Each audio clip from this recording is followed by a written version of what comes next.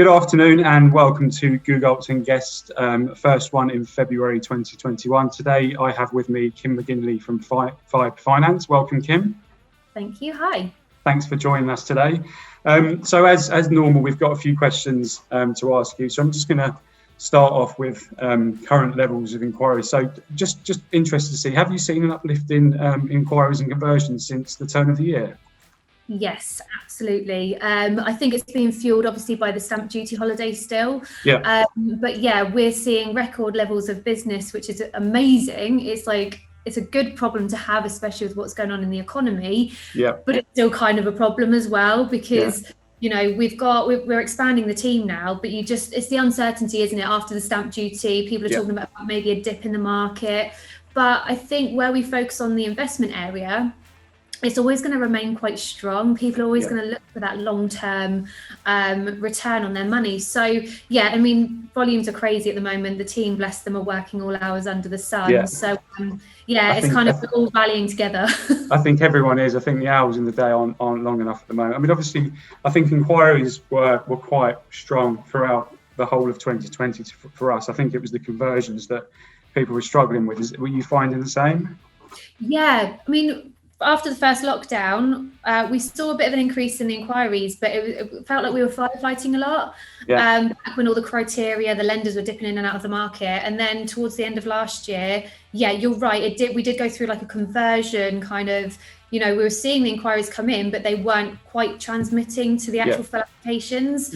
But since the start of the year and towards the end of last year, it's completely changed. And, and whether people are now, wanting to complete by the stamp duty, which will be interesting for you guys being a bridging company. I don't think we're quite there yet, seeing the fallout from the term loans, but I think give it another 2-3 weeks and the pressure is going to be on a bit, I think. Yeah, I think you're right. I mean, it's interesting you already mentioned stamp duty there. The next question is actually around that. Obviously, there's a lot of talk around whether there's going to be an extension on that at the moment. What are your views? What do you think will happen? How do you think the market will be affected if there isn't an extension on the stamp duty? I mean, it's just that cut-off date, isn't it? Whether it goes or not, it's going to be a shock to the system because it's a fact, isn't it? There are going to be people that are going to lose out. But I think no matter if it happens now or if it happened in 4 months' time, we're still going to see that bottleneck.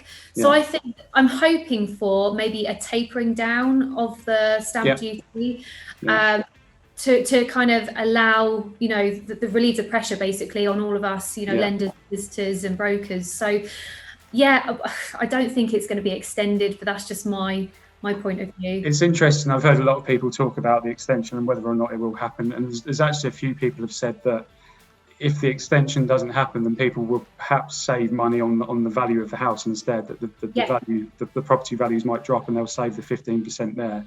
So it'll be interesting to see what happens on that front. And I, for one, I thought it was going to be extended, but I think the closer it comes to the end of this month, I think it probably isn't.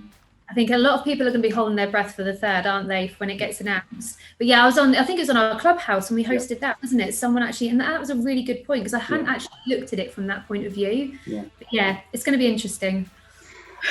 Just moving on to kind of more of the bridging market itself. Obviously, there's a lot of lenders out there at the moment. Do you feel that there are any gaps in the bridging market currently that need to be filled? Do you know what? We get asked this a lot. For our opinion on, what does a lender need to do differently? What gaps are there? I don't personally think there are gaps in the market. Okay. I just think, unfortunately, the bridging market is saturated, which from one end of the spectrum is really good for clients to have choice. But from a broker's point of view, there's a lot of lenders that talk the same talk. They all offer there or thereabouts on the rates, but it's all about the service. They can deliver on time. And until you start working with lenders to establish that, not everyone can unfortunately talk the talk and walk the walk. For us as a brokerage and on the specialist side, it is purely down to an all-rounder. So like speed, service, communication, the rates need to be kind of okay for the client, but with bridging, the rate isn't the be all and end all. So it's more having lenders that can actually follow through with what they say they do. I think the answer I get the most on that is a lender that's quick and cheap. I know, but I don't think you're always going to get that. Some of the cheapest bridging lenders aren't the quickest. So it comes down to, we like to be as quick as we possibly can. I think we actually dropped our rates at the beginning of this year, which I think was quite nice as well. So it's as you said, I don't think you're ever going to get quick and cheap. No. It's just not going to happen. I think that's the main answer I get. But very interesting to always hear what people think when it comes to gaps in the market. Yeah. Just moving kind of more onto a personal side. Obviously, we haven't been able to get out a huge amount over the last year or so. I can't believe that we're actually nearly a year into lockdown. Never thought that would happen. But when hospitality reopens, what do you think is the first event that you'd like to attend? Oh my gosh! Do you know what? $1 million question. I'd have gone for something really extravagant and extreme.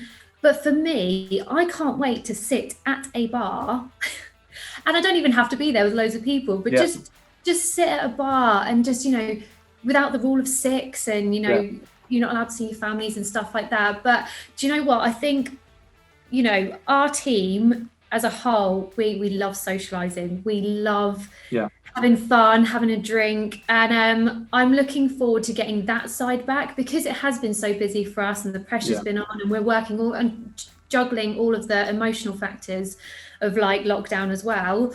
I'm just looking forward to that. I mean, we've had Craig come on board, and you know what our industry is like, Christian. I do. It's, business relationships are kind of done with social interactions. So for Craig and people like that, well, we're full of, normally in the year, we've got all these events going on and award ceremonies, and it's that nice side of the business that kind of, I don't know what I'm trying, do you know what I'm trying to say? I do. I think the award ceremonies this year have been a bit of, last year even, have been a big miss. I think there's always so many of them, and the fact that we weren't even able to attend one, I think it just shows you that the industry itself is so, I think, not reliant, but it makes such a difference when you can socialise with your peers and your competitors, and just have some kind of, let your hair down a bit and have a few drinks and just enjoy it. And I think that hopefully come kind of August time, we'll be able to do that, and the events will be able to go ahead, hopefully. Honestly, I'm really hoping. I mean, there's people that, had COVID not happened, I've grown closer to people through social media than I would never really have had the chance to before. And I can't wait to actually see them at events and meet them face to face. Now, so many out there. Have a drink with them. Yeah. And I know that they're competitors and things like that, but in the grand scheme of things, there's enough business to go around, and we're all there to help each other. So I'm looking forward to seeing everyone. Exactly that. And just to finish off, we ask everyone this, and it's we always like to know what people think of us. How would you describe MT Finance in 3 words? Quick, transparent, which is all we want in a lender, and fun. We love you guys, so Good, fantastic. Well, thank you very much for joining us today. It's been a pleasure to have you on. And as you said, hopefully once lockdown ends, we can all go out for a drink and just enjoy it. Thanks very much. Thanks, Christian.